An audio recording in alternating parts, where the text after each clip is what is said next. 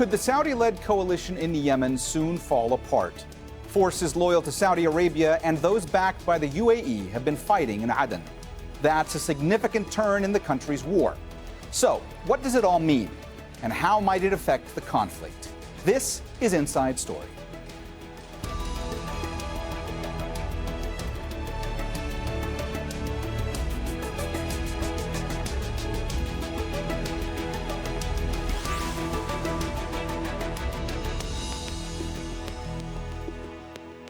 Hello and welcome to the program. I'm Mohamed Jamjoom. The war in Yemen looks like it's taking another drastic turn, one that could change the makeup of the country as we know it today and shape how it functions in the future. In a complicated turn of events, and despite being part of the same coalition fighting Houthi rebels, forces loyal to the United Arab Emirates and those loyal to Saudi Arabia appear to have turned on each other. Fighting has been going on for days, killing dozens, as a battle for control of the southern city of Aden intensifies. The UAE-backed Southern Transitional Council wants the Yemeni government out, and that's got the United Nations concerned. Caught in the middle, as usual, are civilians, as Andrew Chappelle reports. As some residents of Aden remain trapped in their homes to try and stay away from street battles, they're finding little protection. At least 4 people were killed when southern separatists shelled this residential area north of the city in a day of fighting with the Presidential Guard. The UAE-backed separatists and the Saudi-backed government troops are believed to be targeting each other with heavy weapons in a power play for the city. The UN Secretary General is calling on the parties to engage in an inclusive dialogue to resolve their differences and address the legitimate concerns of all Yemenis. And he says the conflict in Yemen can only be resolved through a political solution. On Friday, the commander of the Presidential Guard, Brigadier General Sanaa Al-Rawhani, was filmed visiting the city center, as was Hani bin Break, the deputy chairman of the Southern Transitional Council, who visited wounded troops in hospital. Hani bin Break has become a central figure in the rebellion. On August 1st, the Houthis attacked a military parade in Aden,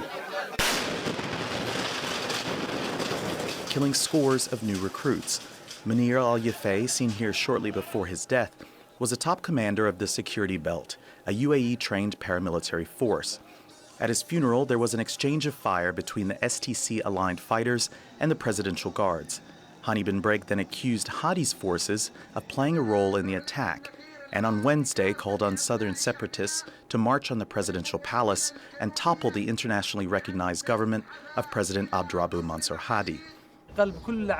He and the Security Belt forces are supported by the UAE, which announced its withdrawal from Yemen last month.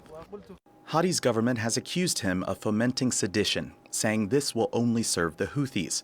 They remain in control of the capital Sanaa, despite more than 4 years of war by the Saudi-UAE coalition. Residents there received some good news on Friday. The World Food Programme has reached a deal with the Houthis to resume food aid next week. WFP said it will resume food distribution following the Eid al-Adha festival for the 850,000 people in Sanaa city who have not received food rations from WFP for the last 2 months. The past few days have raised fears that Yemen's war may be evolving into something even more complicated, with rival factions vying to control its future. Andrew Chappelle, Al Jazeera. The Southern Transitional Council mentioned in that report is something we're likely to be hearing a lot more about as the situation in Yemen changes. The STC was formed 2 years ago and is loyal to and supported by the United Arab Emirates. Its president is Idrous al-Zubaydi. It receives financing and training from the UAE and says it rules much of the southern territory of Yemen. The STC has been fighting to force out the government of President Abdurabu Mansur Hadi and is believed to be pushing for the separation of southern Yemen from the rest of the country. All right, let's bring in our guests. From Gothenburg via Skype, Afrah Nasser is chief editor of Sanaa Review. From Bristol, Osamah Al-Rawhani is deputy executive director of the Sanaa Center for Strategic Studies. From Ottawa via Skype, Rasha Jarhum is director of Peace Track Initiative. Welcome to the show. Afrah, let me start with you. The war in Yemen is so complicated and so fractious. Now you have forces that are loyal to President Hadi and backed by Saudi Arabia. in effect fighting separatist forces that are backed by the UAE. So does this mean that Saudi Arabia and the UAE are essentially at war with each other in southern Yemen? Well, honestly, I wasn't surprised about the latest fighting in Aden. The demands for independence have been going on since the civil war in 1984. But today, absolutely, you're right. There is the Saudi and UAE factor in what's going on in the fighting. But for me, I don't see that they're in diverging tracks. I think they are have different plans and different interests in the war. Unfortunately, it's not a clear. They're not being transparent with their purpose in this war. They say that they are going after the Houthis, but in fact, there are a lot of economic and political and security interests for both parties. And there seems to be unspoken agreement between the UAE and Saudi, in which the UAE is taking control of south of Yemen, while the Saudis are taking control of Shabwa, which is still under dispute because of there is a lot of power struggle between the Shabwani people and the Saudi Arabia. But the longer the war goes on, the more complicated it is, and the more different interests these warring parties will have in Yemen. Rasha, as we mentioned before, it's very difficult reporting on the nuances of the multiple conflicts that are ongoing in Yemen. Could you help explain to our viewers specifically what the difference is between the Southern Transitional Council and this group or this militia known as the Security Belt? They are loyal it's not a militia, it's an official faction, a security faction that's by the order of Hadi president are under the Interior Ministry. But the division is among those factions within Aden who have an agenda that is, as Afrah said, reclaiming the South State, and those who have the project for a united federal Yemen. As she said as well, this was not unexpected. We've seen already same conflict dynamics that happened last year in January, where the presidential palace was surrounded, and there is this increased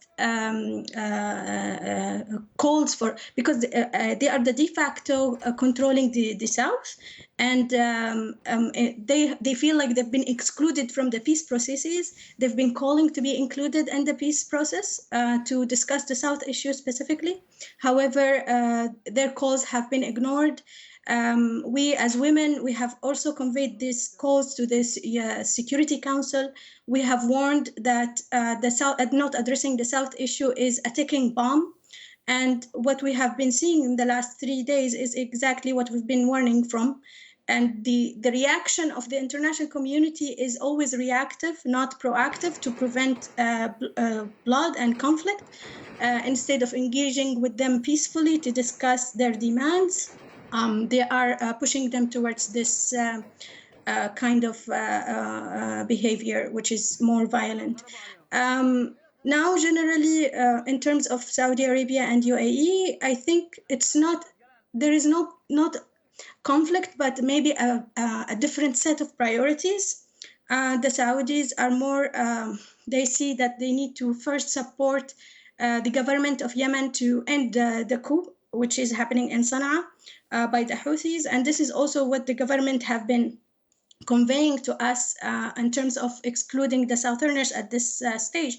When we called for their inclusion, they have always told us that it's not time to include women or any third parties, basically implying the Southerners, because they want to keep the discussion in terms of the peace process to be limited to basically a co-discussion. That's what's happening in the north, ignoring the old grievances and what is happening in the south. Osamah, I'm sure you heard Rasha as well as Afrah talk about the fact that neither of them is surprised by what's going on, that the signs were always there. But I'd also like you to address the fact that when it comes to Aden, when it comes to the south, the separatist movement is something that's gone on for quite a long time now, correct? Yes, it is. Actually, what happens in Aden today represents, or is going to represent, a radical change in the Yemen's conflict. It's adding different layers of complexity, and it is very obvious of how, starting from the coalition's position towards what happens in Aden, reflects the unclear intentions of Saudi interventions in Yemen. It's not really clear how do they want to regain the legitimacy of the Yemeni government while they are supporting the attack against the internationally recognized government. Now, the government, which the Saudi claims to help regain its legitimacy, has no capital. Aden was the temporary capital, is no longer exists now. It's under the control of the STC. There are other factions that are actually not under the control of the internationally recognized government, or actually they're symbolically affiliated to the internationally recognized government, but there is not much influence over them. Now, we could see that Yemen, or the coalition, has managed to divide Yemen, or to divide the camp that they are supporting. Now, we have the STC in the south, and not only the STC, we have other southerner groups that we have no idea so far how the STC intends to include them. It's either to include them or exclude them. That would go back to the STC. But what we could see now is that the STC is the upper hand, and I think the question is, among a lot of other unanswered questions, is will they go ahead with their separation agenda, or will they go with doing a dialogue with the internationally recognized government and make sure that they're included in the peace process? This is one of the questions that hasn't been answered. But also, if we look at the other sides, we have the Brotherhood, and it's still a very contentious issue. And it's a main issue of conflict between Saudi and UAE. Although with the support, or with the Saudi giving a green light for STC to take over Aden, I don't see there's much of conflict between UAE and Saudi.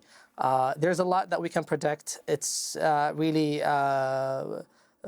complicated, but there needs to be a clarity on what is next. Now, the STC has taken over Aden. Who is going to run the country? The government is now in exile. The state institutions are actually based in Aden.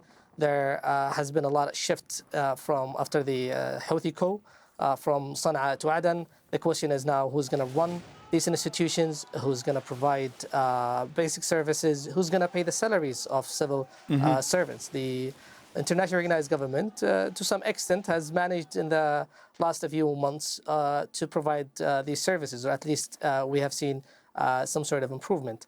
The question is now, will the STC be up to the challenge of taking this responsibility? This is one of the questions and answers that we cannot predict. Osamah, I'm sorry to interrupt. I'm sorry to interrupt. It's just I see Afrah nodding along, so I want to get your response because it looks like you want to jump in. But I also want to ask you, you've heard what Osamah is saying. Do you believe that the Southern Transitional Council has the capability to take Aden? Well, I've done recently a lot of interviews with women politicians inside the South, and they told me that there are about 25 political groups seeking and demanding independence. So it's not only STC that is, the only representative of the Southern movement, but there are other groups, and that also adds to the complication of the conflict. But for me, I honestly don't. I wouldn't be surprised if secession happened in the near future, because in my opinion, the country is divided already. So if you look at the security apparatus between the South and the North, it's totally different. I have some relatives in the South and relatives in the North. They are unable to use some of the local Riyal Yemeni in the different parts because of the separation of the Yemeni central bank. So you cannot use the money produced in the south in the north, and vice versa. So for me, the country is already divided, and this emphasizes on the fact that we need to address Yemen from a local perspective and before going to the international perspective. I think there is a huge emphasis on the international dynamics, which really distract us from the real problems on the ground. And I should applaud this panel in specific, where you have all Yemeni guest speakers, and that really, for me, is where I see there is a need to listen to Yemenis from their own perspectives and not ignore. There is a word being repeated over and over. The war is being ignored. Yemeni voices are being ignored. The southern voices are women are being ignored. The dismissing of these factions is very, very problematic, and it's one of the things that led us to where we are today. Rasha, the UAE announced in July that they were going to be drawing down their forces in Yemen, but there's been a lot of conflicting reporting about what exactly that means. What do you understand that means? Are they actually just rebasing forces? Are they withdrawing completely? Will they still have troops in the south? From your perspective, what's going to happen when it comes to the UAE presence in Yemen? My understanding is that they are doing redeployment and focusing on, I think, because of all the escalations that happened with Iran in the region. So they are doing redeployment and gradually are being removed, at least the ground troops from Yemen.